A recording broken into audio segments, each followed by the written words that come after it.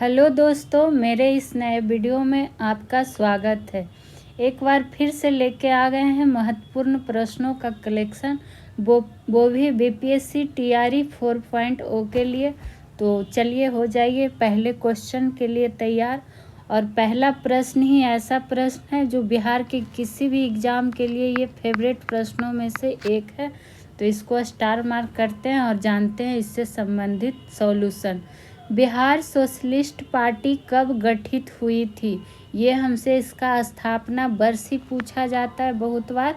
तो इसकी जो स्थापना हुई थी 1931 में हुई थी। तो ऑप्शन नंबर सी हो जाएगा इस प्रश्न का राइट आंसर। वहीं बात करें तो जो इसकी स्थापना हुई थी तो इसके लिए एक समूह था, मतलब इसकी स्थापना का अगर श्रेय का बात करें तो कुछ महत्वपूर्ण नाम हैं जो कि पूछे जाते हैं, जिसमें कौन कौन शामिल थे। तो फूलन प्रसाद वर्मा, अब्दुल बारी। हो सकता है स्टेटमेंट के रूप में क्वेश्चन रहे और पूछ दे इनमें से कौन शामिल नहीं थे, तो इसलिए आपको ये लिखा दिया जा रहा है। गंगा शरण सिंह हो गया। जयप्रकाश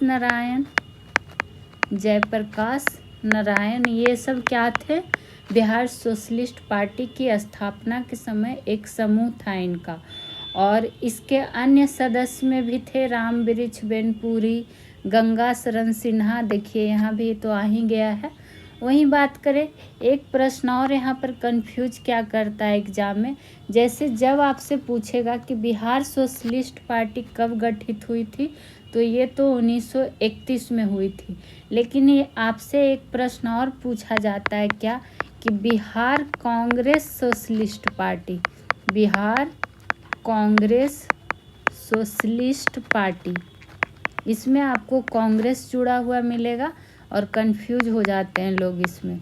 तो बिहार कांग्रेस सोशलिस्ट पार्टी की अगर स्थापना की बात करें तो इसकी स्थापना जो हुई थी 1934 में हुई थी, ये आपको ध्यान रखना है। और कहाँ हुई थी? तो क्या कहता है, अंजुमन इस्लामिया हॉल में हुई थी। कहाँ? तो अंजुमन इस्लामिया हॉल में, चूँकि ये जगह का भी पूछ दिया जाता है कि किस हॉल में इसका गठन किया गया था।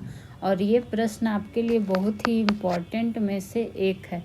चलिए बढ़ेंगे आज के। हाँ, यहाँ पर देखिए एक पॉइंट और क्या नोट डाउन कर सकते हैं कि अगर आपसे पूछेगा कि बिहार कांग्रेस सोशलिस्ट पार्टी के अध्यक्ष और सचिव कौन थे, जो कि काफ़ी बार पूछा भी गया है, तो जब बिहार कांग्रेस सोशलिस्ट पार्टी के क्या पूछा जाएगा, अध्यक्ष की बात करेगा, तो अध्यक्ष हो जाएंगे नरेंद्र देव। कौन देव? तो नरेंद्र देव। और वहीं क्या हो गया, सचिव की बात कर ले तो सचिव हो जाएंगे जयप्रकाश नारायण। बढ़ेंगे आज के दूसरे प्रश्न की ओर। श्री कृष्ण सिंह द्वारा गठित बिहार की निर्वाचित सरकार ने फरवरी 1938 में किस कारण से इस्तीफा दे दिया? ये हमसे पूछा गया है। तो जो इस्तीफा दिया था, राजनीतिक कैदियों को न छोड़ने के प्रश्न पर दे दिया था।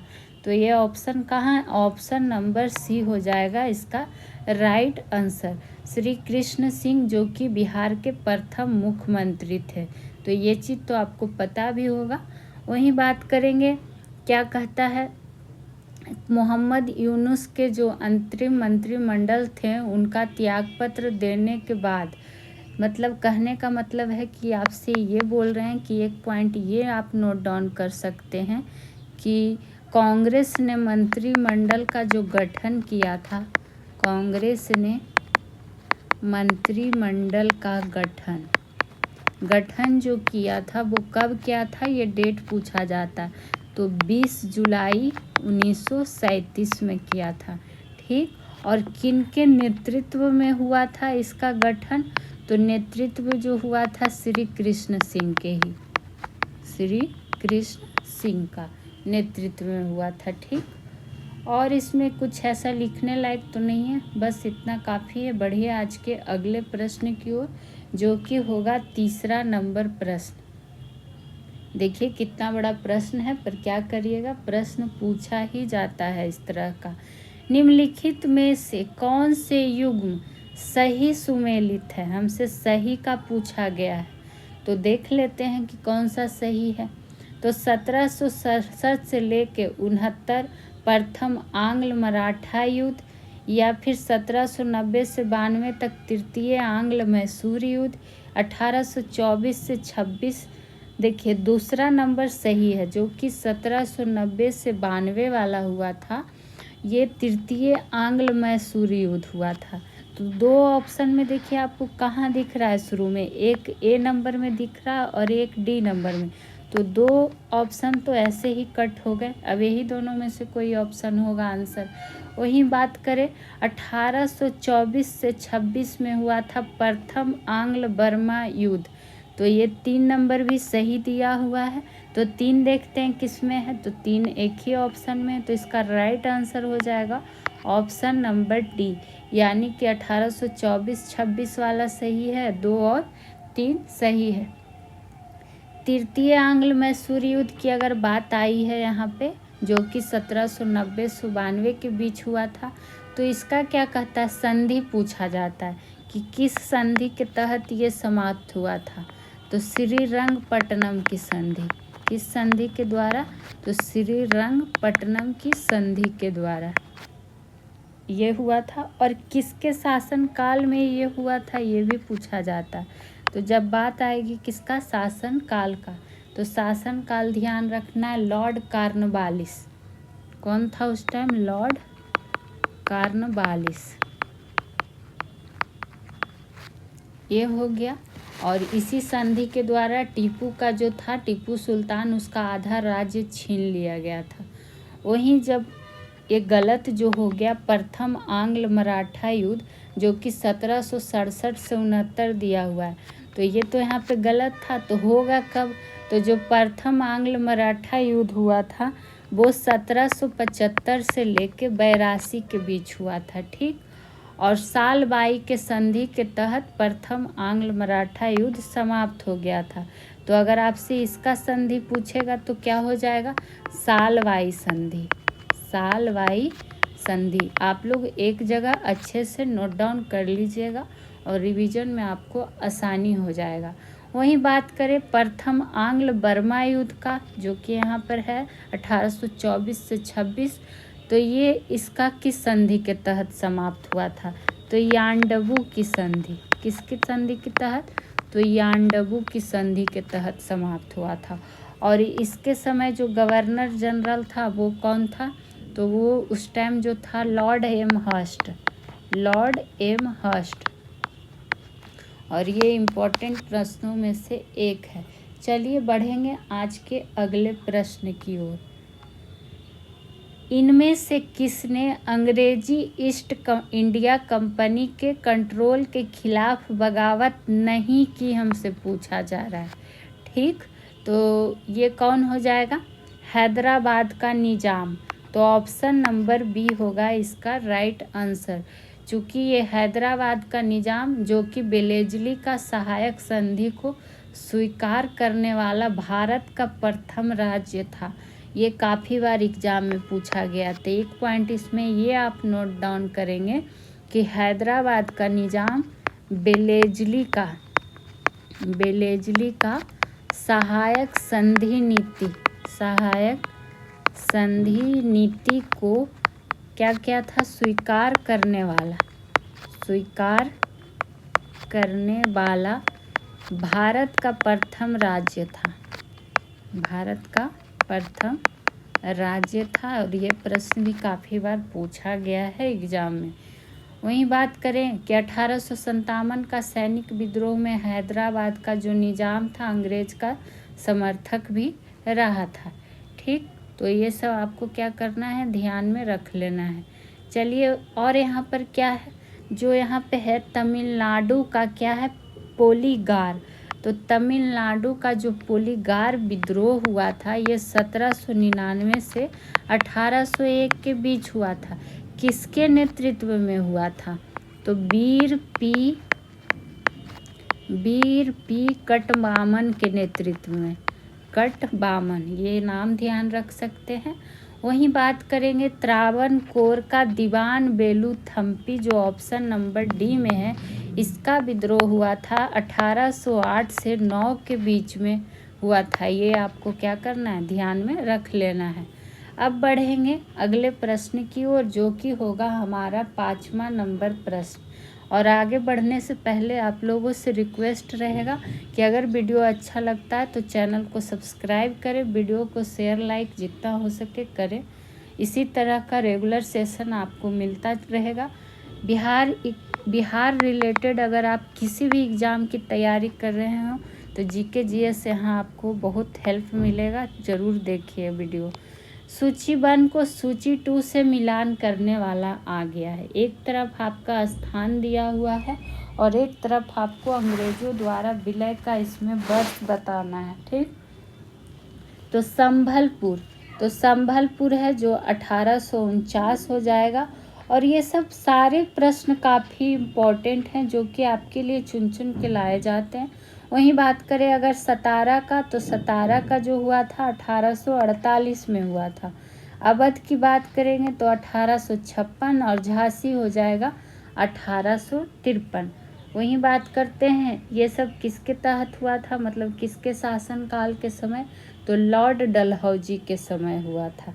चूँकि ये लॉर्ड डलहौजी का ही नीति था ना, हड़प नीति का सहारा लिया था लॉर्ड डलहौजी ने ही भारत में राज्य विस्तार के लिए। तो लॉर्ड डलहौजी का नाम ध्यान रख सकते हैं, ठीक। इसने क्या किया था, हड़प नीति का सहारा लिया था, यह हड़प नीति सिद्धांत दिया था। और इसी के तहत इसने 1848 में किसको छीन लिया था, वही तो आपको बताया गया कि 1848 में किसको छीना, 1849 में किसको छीना, वही यहाँ पर आपको क्या करना था, मिलान करना था। अब बढ़ेंगे आज के अगले प्रश्न की ओर, जो कि होगा हमारा 6ठा नंबर प्रश्न। और अभी आप देख रहे हैं कि हिस्ट्री के प्रश्न मिल रहे हैं, बिहार के प्रश्न आपको मिले, सारे विषय के प्रश्न आपको मिलते चलेंगे जीके जीएस का। भारत के निम्न वायसरायों में से किसके काल में इंडियन पीनल कोड और सिविल प्रोसीजर कोड पारित किए गए थे, ठीक। तो ये किया गया था भारत का वायसराय लॉर्ड कैनिंग के कार्यकाल में। तो ऑप्शन नंबर ए हो जाएगा इसका राइट आंसर। वहीं बात करें कि लॉर्ड कैनिंग के काल में ही जो ये इंडियन पीनल कोड है, जिसको शॉर्ट फॉर्म होता है आईपीसी, ये पहली बार 1859 में लागू किया गया था। कब, तो 1859 में लागू किया गया था। वहीं जो सिविल प्रोसीजर कोड है ये 1908 में संशोधित हुआ था, लेकिन जो लागू हुआ था 1909 में लागू हुआ था। तो लागू का डेट आपको ध्यान में रखना है। इसी तरह से इसी के शासनकाल के तहत क्या हुआ था, एक ध्यान रख सकते हैं, criminal procedure code, criminal procedure code, जो कि कब पारित हुआ था, लागू हुआ था, तो 1974 में। वहीं बात करें और आपसे क्या पूछा जाता है कि भारत में प्रथम विधि आयोग जो हुआ था वो क्या कहता है, इसके शासनकाल में ये ध्यान नहीं रखना है, आप बस ये ध्यान रखिए कि क्रिमिनल चूँकि यहाँ कोड का बात आया, civil procedure code, Indian penal code, तो उसी तरह एक क्रिमिनल प्रोसीजर कोड आया था जो कि 1974 में आया था। मेरा कहने का ये सेंस था। और अगर पूछा जाता है क्या कि भारत में आईपीसी का जनक किसे माना जाता है, तो ये एक पॉइंट नोट डाउन कर सकते हैं कि भारत में आईपीसी का जनक यानी कि इंडियन पीनल कोड का जनक किसे कहा जाता है, तो लॉर्ड मैकाले को, लॉर्ड मैकाले को, ठीक। चूँकि लॉर्ड मैकाले की अध्यक्षता में क्या बनाया गया था, ये भी पूछा गया है काफ़ी बार। तो भारत में प्रथम विधि आयोग, जो भी प्रथम होता है वो इम्पोर्टेंट होता है। तो भारत में प्रथम विधि आयोग किसकी अध्यक्षता में बनाया गया था, तो लॉर्ड मैकाले की। अब बढ़ जाएंगे आज के 7वें नंबर प्रश्न की ओर। देखते हैं हमारा 7वां नंबर प्रश्न क्या है। राष्ट्रपति के सिफारिश के बगैर कोई विधेयक जो कर लगाता है विधायिका में नहीं रखा जा सकता। यह प्रावधान भारत के पूछा गया यह प्रावधान भारत के संविधान के किस अनुच्छेद के अंतर्गत आता है। यहाँ पर हमसे अब अनुच्छेद से प्रश्न आ गया, यानी कि पॉलिटी का प्रश्न आ गया। तो ये जो हो जाएगा अनुच्छेद 117 के तहत, तो ऑप्शन नंबर ए हो गया इसका राइट आंसर। वही बात करें कि भारतीय संविधान के अनुच्छेद 117 में ही वित्त विधेयक से संबंधित प्रावधान है। किससे संबंधित? तो वित्त विधेयक से संबंधित प्रावधान है अनुच्छेद 117 में, और ये स्टेटमेंट को आपको ध्यान से पढ़ना है। वित्त विधेयक का प्रथम भाग है जो किससे संबंधित है?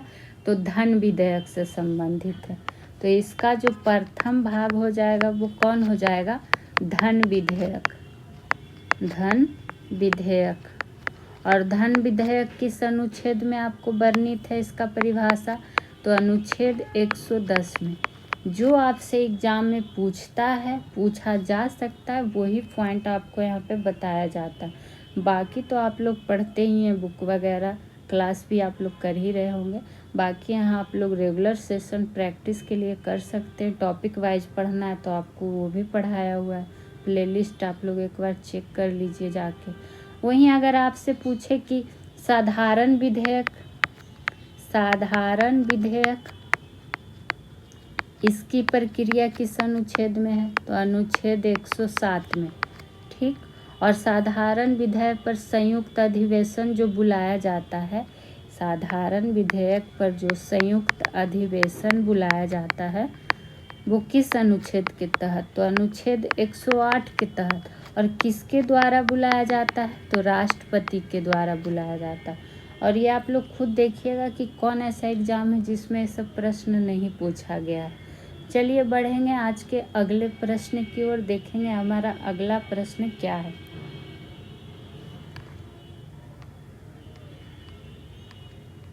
अब आएंगे आज के 8वें नंबर प्रश्न की ओर। 8वां प्रश्न आ गया हमारा क्या कि निम्नलिखित में से कौन सा सही सुमेलित नहीं है। मेरा ज़्यादातर क्वेश्चन आपको नहीं है ही वाला मिलेगा, क्योंकि रटा रटा आपको यहाँ पर मिलेगा भी नहीं। जो इम्पोर्टेंट है वही एक स्टैंडर्ड रहेगा आपका क्वेश्चन का, चूँकि बीपीएससी का एग्ज़ाम है, बीपीएससी एग्ज़ाम लेता है तो थोड़ा सा स्टैंडर्ड रखना होगा आपको खुद में। सार्वजनिक स्वास्थ्य एवं स्वच्छता, तो इसका देखिए ये राज्य सूची के अंतर्गत आता है तो ये सही है। जनगणना संघ सूची के अंतर्गत आता है तो ये भी सही है। राज्यसभा में सीटों का आवंटन द्वितीय अनुसूची में क्या है? उल्लेखित है, तो यही तो गलत दिया हुआ है, चूँकि द्वितीय में वो तो है नहीं। किस अनुसूची में है? तो चौथी अनुसूची में है, इसलिए इसका right answer option number C हो गया। बाकी दल बदल विरोध 10वीं अनुसूची, तो ये सही है। तो ऑप्शन नंबर सी ही इसमें क्या था? गलत था। वहीं बात करें कि मूल भारतीय संविधान में कितने अनुसूची का प्रावधान किया गया था। मूल का बात कर रहे हैं कि मूल संविधान में तब कितना हो जाएगा? 8। लेकिन यही पूछेगा कि वर्तमान में कितना अनुसूची का उल्लेख है संविधान में, तब हो जाएगा 12। तो ये दोनों में आपको कंफ्यूज नहीं होना। और प्रथम अनुसूची जो कि बार बार पूछा गया है कि प्रथम अनुसूची में क्या है, तो प्रथम में है संघ और राज्यों, संघ और प्रदेशों का उल्लेख है, प्रदेशों का उल्लेख है। तो ये सब ध्यान रखते हुए आगे की ओर बढ़ेंगे। आ जाएंगे आज के 9वें नंबर प्रश्न की ओर।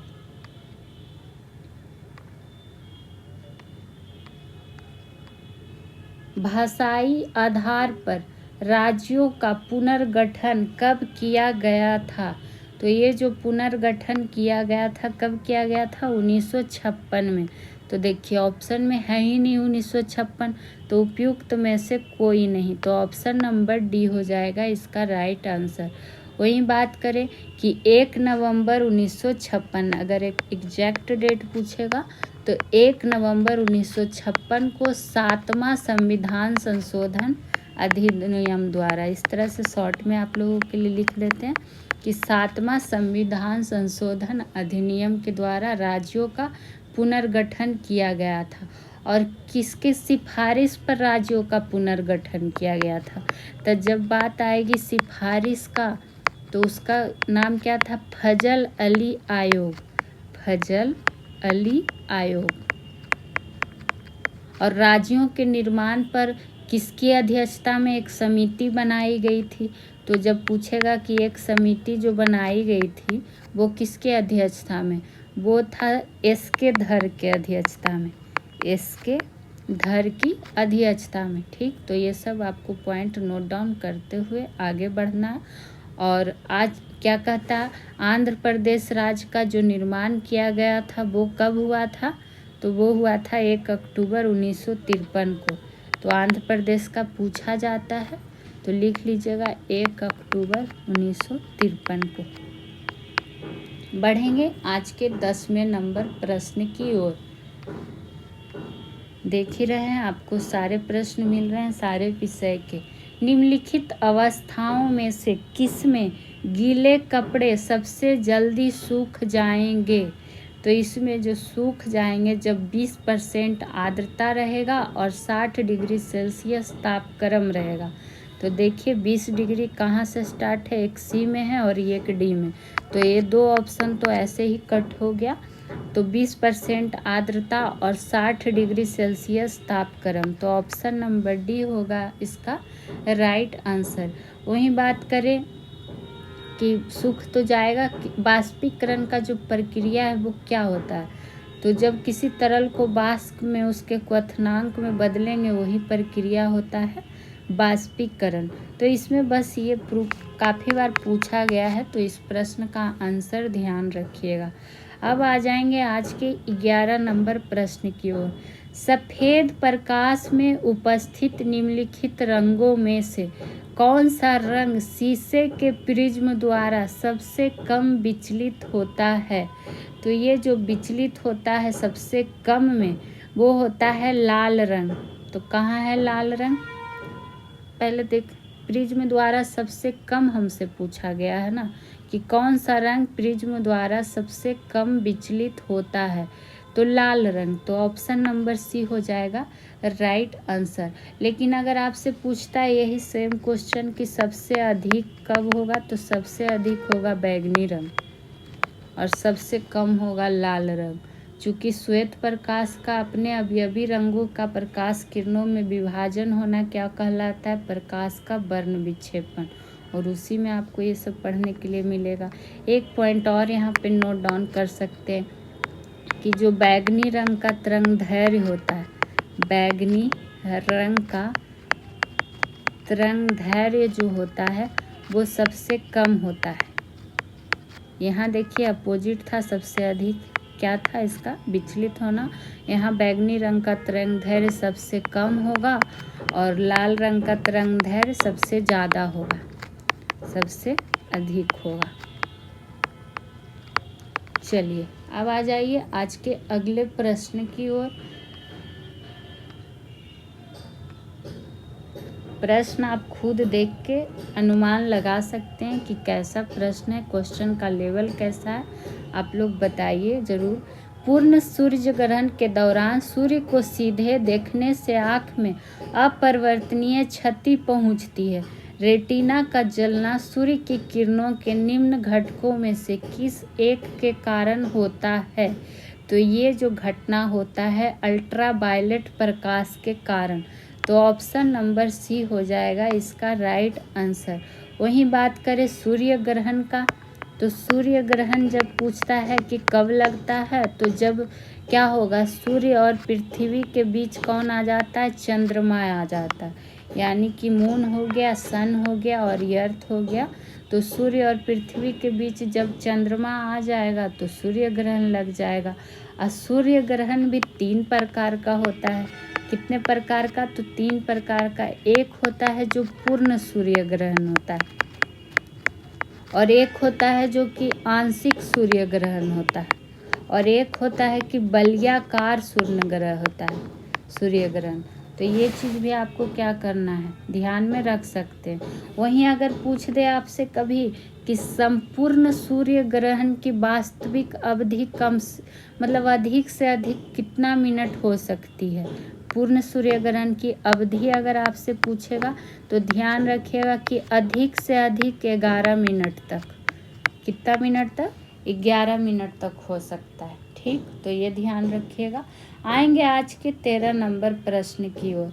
निम्नलिखित में से कौन सा सही सुमेलित नहीं है? एक तरफ देख लीजिए तकनीक दिया हुआ है और एक तरफ फसल और इसका उपयोग हमें बताना है। अपगलन यानी कि रेटिंग तो सुमेलित नहीं है हमसे जो पूछा गया है, तो ऑप्शन नंबर डी हो जाएगा राइट आंसर। यानी कि ये बाजार की मांग के अनुसार फसल उत्पादन नियंत्रित करना ये सही नहीं है। ठीक, बाकी रेटिंग जूट से सही है, रैटून गन्ना से सही है, घास पत्त से ढकना, नमी बनाए रखना ये सही है।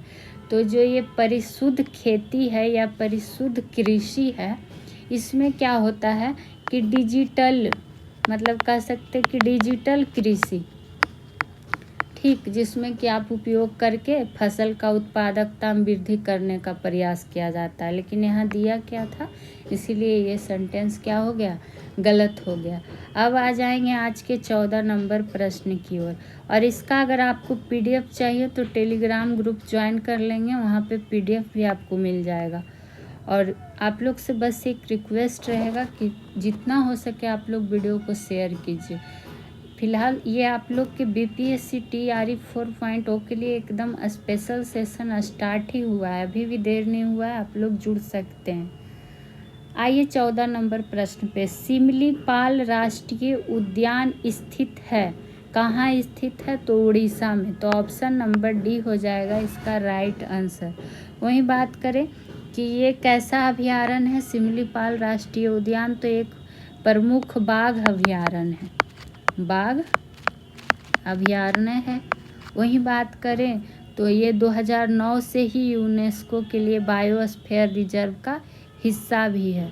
1994 ईस्वी में ही इसको क्या कर दिया गया था, बायोस्फीयर रिजर्व घोषित कर दिया गया था, स्फीयर रिजर्व घोषित कर दिया गया था।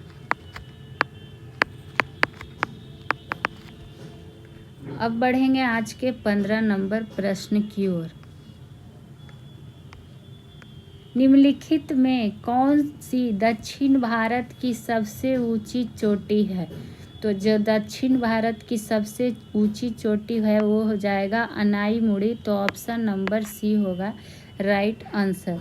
वहीं अगर पूछे कि अनाईमुड़ी की जो चोटी है ये किस पर्वत की सर्वोच्च चोटी है, तो दक्षिण भारत की तो सबसे ऊंची चोटी है ही, साथ ही साथ जो क्या कहता है ये अन्नामलाई पर्वत का पूछेगा तो अन्नामलाई पर्वत की सर्वोच्च चोटी है अन्नामुड़ी। इसकी ऊंचाई अगर पूछ ले कि ऊंचाई कितना है, तो ऊंचाई 2695 मीटर।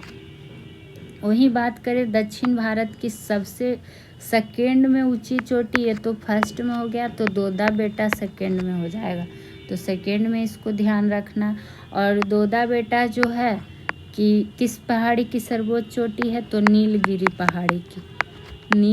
पहाड़ी की सर्वोच्च चोटी है दोदा बेटा, और 2637 है इसका ऊंचाई। और अरावली पर्वत की सर्वोच्च उच्च चोटी कौन सी हो जाएगी, तो गुरु शिखर, ये हो जाएगा अरावली पर्वत का सर्वोच्च गुरु शिखर, और इसका ऊंचाई जो है गुरु शिखर का 1722 मीटर। कुछ अपने से भी दिमाग लगाइए महेंद्रगिरी का, चूँकि हम बहुत बार आपको बताए भी हैं। जो लोग रेगुलर सेशन पहले से पढ़ रहे होंगे उनको पता होगा। आएंगे 16 नंबर प्रश्न की ओर। भारत सरकार के किस मंत्रालय द्वारा flood watch India app 2.0 launch किया गया है? तो यहाँ देखिए अभी हम लोग किसके लिए पढ़ रहे हैं, टीआरई 4.0 के लिए। और यहाँ हमसे प्रश्न क्या पूछा गया है, फ्लड वॉच इंडिया ऐप 2.0 सब चीज़ में अब 2.0 3.0 आने लगा है। तो ये जो लॉन्च किया गया है किसके द्वारा? जल शक्ति मंत्रालय द्वारा। तो ऑप्शन नंबर डी हो जाएगा इसका राइट आंसर। और इसका जो शुभारंभ है केंद्रीय जल शक्ति मंत्री द्वारा ही किया गया, चूँकि ये 19 से संबंधित है। और क्या कहता है, अगर यहाँ पर बात आ गया है तो जल शक्ति मंत्रालय का गठन वर्ष अगर हमसे पूछ ले तो याद रखिएगा 2019 में ही गठन हो गया था।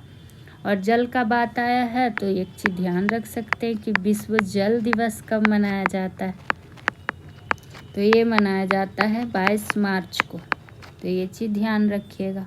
बस इसमें और कुछ है नहीं। आगे बढ़ेंगे अगले प्रश्न की ओर, जो कि होगा 17 नंबर प्रश्न।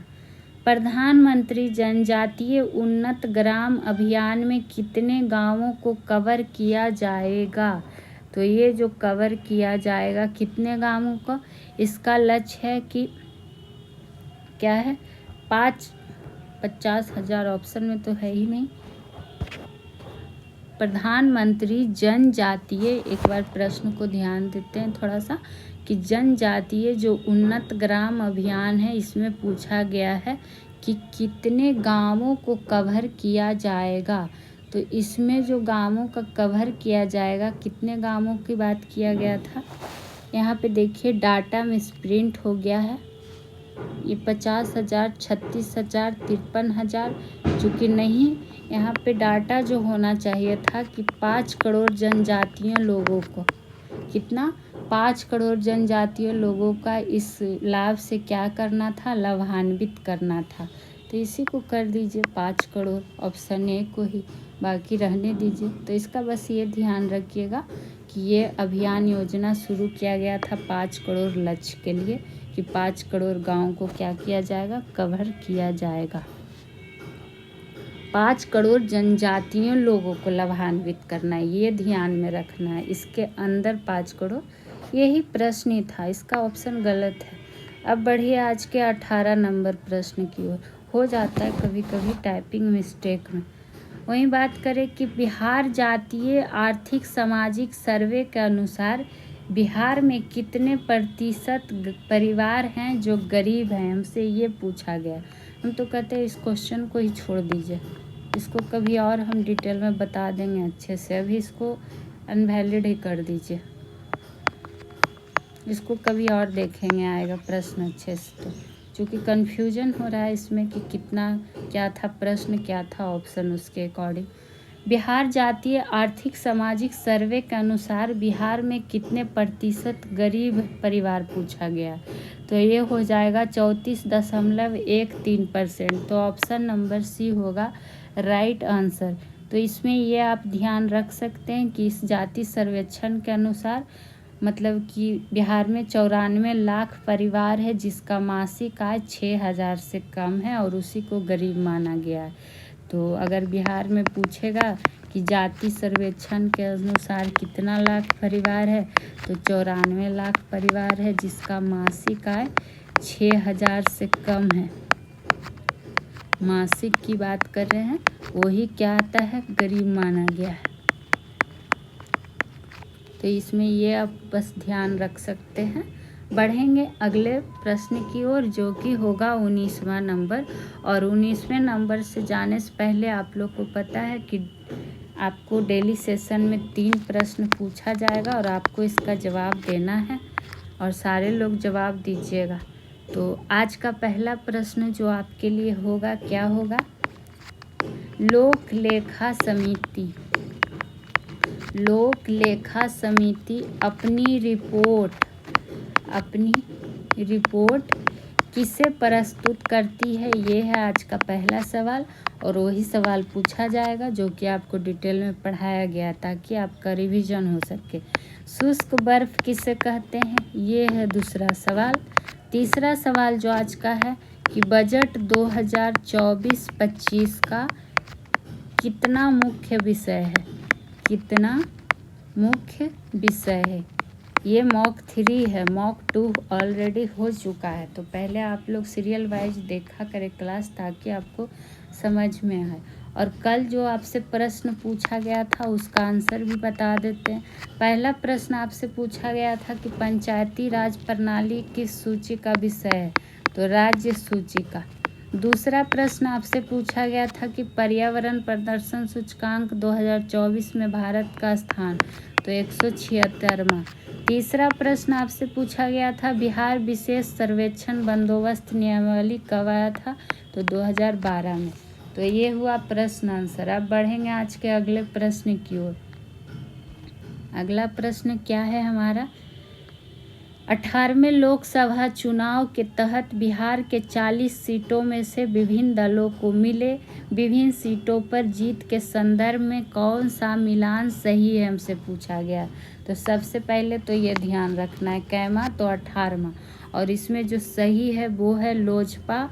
कहाँ है लोजपा, तो ऑप्शन नंबर डी, 5 सीट पर जीत, यही वाला मिलान सही है, बाकी सब गलत दिया हुआ है। तो इस प्रश्न में ज़्यादा कुछ लिखना नहीं है। अगर क्या कहता है जनता दल का ध्यान रख सकते हैं, जीता गया सीट तो 12, बीजेपी का 12, मतलब कि दल, और जीता गया सीट, परिणाम पार्टीवार परिणाम का बात कर रहे हैं। तो ये सब उतना पूछता नहीं है, कथन कारक के रूप में ये इम्पोर्टेंट था इसलिए आपके लिए डाला गया था। अब आएंगे आज के 20वें नंबर प्रश्न की ओर, जो कि होगा अंतिम प्रश्न। लघु वित्तीय बैंक का आरंभिक न्यूनतम पूंजी राशि कितना होता है, तो ये जो हमसे न्यूनतम पूछा गया है, तो ये जो होता है न्यूनतम 200 करोड़ रुपया। बाप रे, बताइए करोड़ में ही बात हो रहा है। ऑप्शन नंबर बी हो जाएगा राइट आंसर, और वो भी न्यूनतम में जब करोड़ हो रहा है तो बताइए अधिकतम में क्या जाएगा। तो ये 200। और लघु वित्तीय बैंक का अगर उद्देश्य को कह दे कि उद्देश्य क्या है, तो वित्तीय समावेशन को बढ़ाना। कभी कभी आपको स्टेटमेंट में ही क्वेश्चन रहेगा, पूछ देगा कौन सही है कौन गलत। बढ़ाना हो गया, या फिर कहिए और इसमें क्या हो सकता है, सीमांत किसान जो हो गए, सीमांत किसान हो गए, अन्य संस्था हो गया असंगठित, उसको क्या करना है, कम लागत के परिचालनों के माध्यम से ऋण उपलब्ध कराना, ये सब इसका क्या है, उद्देश्य है। तो ये आप इसमें ध्यान रख सकते हैं, क्योंकि ये जो लघु वित्त बैंकों के लिए न्यूनतम चुकता इक्विटी पूंजी थी वो 100 करोड़ रुपये रखा गया था, लेकिन बाद में उसको फिर 200 बढ़ाकर कर दिया गया। तो पूछ दे कि अगर पहले कितना रखा गया था, तो पहले 100 करोड़ रखा गया था। तो ये था आज का सेशन। कैसा लगा आप लोग कमेंट सेक्शन में बताएंगे ज़रूर। तो मिलते हैं नेक्स्ट सेशन में। Thank you.